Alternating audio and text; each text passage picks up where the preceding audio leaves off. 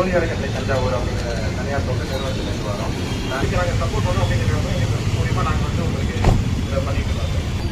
ஒரு 100% எங்களால் கொண்டு வர முடியல. ஹெல்மெட்டுங்கிறது எப்படின்னா போலீஸுக்காக ஹெல்மெட் கிடையாது, அது உங்களுக்காக உங்கள் குடும்பத்துக்காக.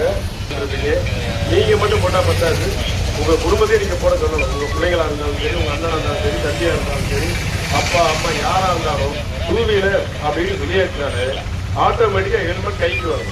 இதனால இருந்தாங்க, ஹெல்மெட் போடாததுனால இருந்தாங்க, இப்படிதான் நிறைய நியூஸ் வந்துருக்கு. அப்படியே நம்ம இது பண்ணலன்னா ரொம்ப கஷ்டம். சுகத்தை தரும், நிதானம் நிம்மதியை தரும். வளைவில் முந்தினால் மரணம் வருவது உறுதி. விபத்து நடந்துட்டா 108 தூக்கம் வந்துட்டா ஓரம் கட்டு.